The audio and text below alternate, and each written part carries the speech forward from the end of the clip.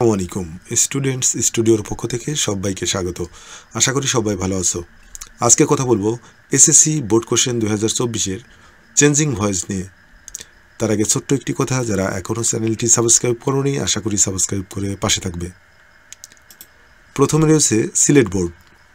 সিলেট বোর্ডের প্রশ্নটি ছিল এরকম: the light of prosperity can be seen by a hard working person. Prosperity বা উন্নতির যে আলো সেটা ক্যান বি সিন দেখা যেতে পারে by a hard working person, একজন কঠোর পরিশ্রমী ব্যক্তির দ্বারাই এই প্রসপারিটি বা উন্নতির বা সমৃদ্ধির আলোটা দেখা যেতে পারে। এটাকে করতে বলা হয়েছিল অ্যাক্টিভে, অর্থাৎ এখানে প্যাসিভ আছে। তোমরা দেখতে পাচ্ছ যে এখানে ক্যান বি আছে, ক্যান বি থাকলে আমরা ধরে নিব যে এটা প্যাসিভের দিকেই গেছে। তো সেটা এখানে ব্র্যাকেটে দেওয়াই আছে, যে অ্যাক্টিভ করতে হবে। তো অ্যাক্টিভ যদি করতে যাই তাহলে আমাদের প্রথমে খুঁজতে হবে যে এখানে অবজেক্ট কোনটা আছে। তো আমরা দেখতে পাই যে এখানে অবজেক্ট আছে আ হার্ড ওয়ার্কিং পারসন বাইয়ের পরে, তো আমরা সেটাকেই নিব সাবজেক্ট হিসেবে। আর ক্যান বি আছে, বিটা থাকবে না, এবং দ্য লাইট অফ প্রসপারিটি এই সাবজেক্টটা অবজেক্ট হয়ে যাবে। তাহলে এরকম দাঁড়াবে: a hard working person can see the light of prosperity. এরপরে আরেকটি আছে, we should remember that industry is the key to success. আমাদের স্মরণ রাখা উচিত দ্যাট যে industry is the key to success, পরিশ্রম সফলতার চাবিকাঠি। এখানে কিন্তু প্যাসিভ করতে বলা হয়েছে, এটা আছে কিন্তু অ্যাক্টিভে। উই শুড রিমেম্বার, এখানে কিন্তু একটা অবজেক্ট থাকার কথা ছিল যেটা গোপন অবস্থায় আছে, সেটাকে আমরা সাবজেক্ট করব। তাহলে অবজেক্টকে সাবজেক্ট করলে এখানে আমরা ইট দ্বারা শুরু করব এবং শুডের পরে বি হবে, অর্থাৎ এমন হবে: it should be remembered that industry is the key to success. এরপরে রাজশাহী বোর্ডে যে প্রশ্নটি আছে, heavy rainfall often causes flood, অর্থাৎ প্রচণ্ড বৃষ্টিপাত বন্যা ঘটায়, প্রায়ই বন্যা ঘটায়। তো এখানে প্যাসিভ করতে হবে। প্যাসিভ করতে গেলে তাহলে ফ্ল্যাড হচ্ছে অবজেক্টকে সাবজেক্ট করতে হবে।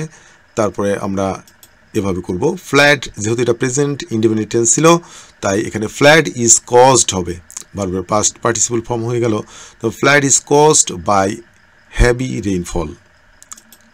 আরেকটি প্রশ্ন ছিল, ক্রপস আর ড্যামেজড, অর্থাৎ ফসলগুলো নষ্ট হয়ে যায়।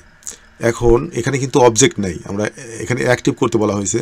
তো এখানে তো অ্যাক্টিভ যদি করতে যাই তাহলে তো একটা সাবজেক্ট লাগবে।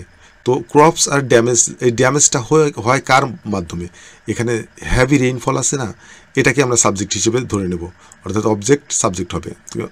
তা যদি হয় তাহলে হবে হ্যাভি রেইনফল ড্যামেজেস, যেহেতু এটা প্রেজেন্ট ইনডেফিনিট টেন্স থেকে গেছে অ্যামিজার, যার কারণে এখানে আমরা present indefinite tense heavy rainfall third person singular number, এই জন্য এখানে ড্যামেজেস হয়েছে, ড্যামেজেস ক্রপস। এরপরে যশোর বোর্ডে প্রথমে রয়েছে, it is used for various purposes in our daily life. এটা ব্যবহার করা হয় আমাদের দৈনন্দিন জীবনের বিভিন্ন ব্যাপারে। তো এটা আছে ইট ইজ ইউজড, আমরা দেখতে পাচ্ছি যে অ্যামিজারের পরে ভার্বের পাস্ট পার্টিসিপল ফর্ম আছে, তাহলে এটা প্যাসিভ অবস্থায় আছে, এজন্য অ্যাক্টিভ করতে বলা হয়েছে। তো অ্যাক্টিভ করতে গেলে আমাদের কি লাগবে? প্রথমেই অবজেক্টকে সাবজেক্ট করতে হবে। It is used for various purposes in, এখানে কিন্তু অবজেক্ট নাই। কারা ব্যবহার করে এটা? নিঃসন্দেহে আমরা ব্যবহার করি। যে বিষয়টার কথা বলা হয়েছে সেটা হলো উই, তাহলে উইটা আমরা সাবজেক্ট করলাম। উই ইউজ ইট, ইটটা অবজেক্ট হয়েছে। We use it for various purposes in our daily life. এরপরে আছে, we get water from many sources, এটা আছে অ্যাক্টিভ, প্যাসিভ করতে বলা হয়েছে। তো we get water from many sources, আমরা বিভিন্ন উৎস থেকে পানি পেয়ে থাকি। তাহলে যদি প্যাসিভ করতে যাই তাহলে আমাদের কি করতে হবে? উই গেট ওয়াটার, এখানে অবজেক্ট হচ্ছে ওয়াটারটাকে সাবজেক্ট করতে হবে। আর ফ্রম ম্যানি সোর্সেস এটা হচ্ছে এক্সটেনশন, তাহলে আমরা এভাবে লিখব, ওয়াটার ইজ গটেন অথবা water is got by us from many sources. এরপরে চিটাগং বোর্ডে, a student can visit all the renowned libraries of the world without going there. একজন ছাত্র ক্যান ভিজিট ভিজিট করতে পারে বা পরিদর্শন করতে পারে।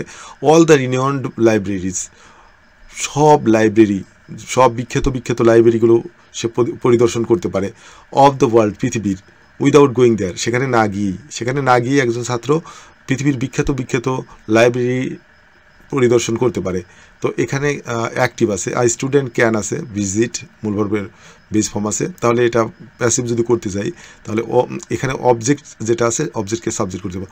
All the renowned libraries of the world, এতটুকু হচ্ছে অবজেক্ট। তো অবজেক্টটাকে আমরা সাবজেক্ট করব।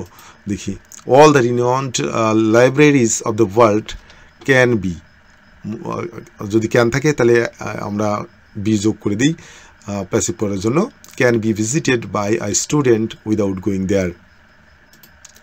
এরপরে ঢাকা বোর্ডে everybody likes a moonlit night, প্রত্যেকেই একটি মুনলিট নাইট পছন্দ করে।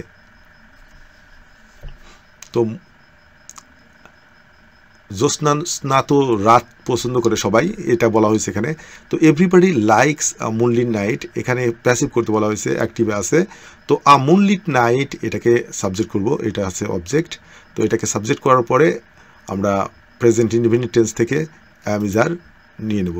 তো a moonlight night is liked by everybody, এভাবে চেঞ্জ হবে প্যাসিভে। এরপরে Dinajpur board, a man can enjoy a train journey, এখানে আ ট্রেন জার্নি হচ্ছে অবজেক্টকে সাবজেক্ট করতে হবে এবং প্যাসিভ করতে হবে। তো এটা অ্যাক্টিভ অবস্থায় আছে, তাহলে এমন দাঁড়ায়, a train journey can be enjoyed by a man. এরপরে Mymensingh board, people hate a corrupt person, লোকজন একজন দুর্নীতিগ্রস্ত ব্যক্তিকে ঘৃণা করে। তো এখানে প্যাসিভ করতে হবে, অ্যাক্টিভ অবস্থায় আছে। তো এখানে অবজেক্ট হচ্ছে আ করাপ্ট পারসনকে সাবজেক্ট করতে হবে।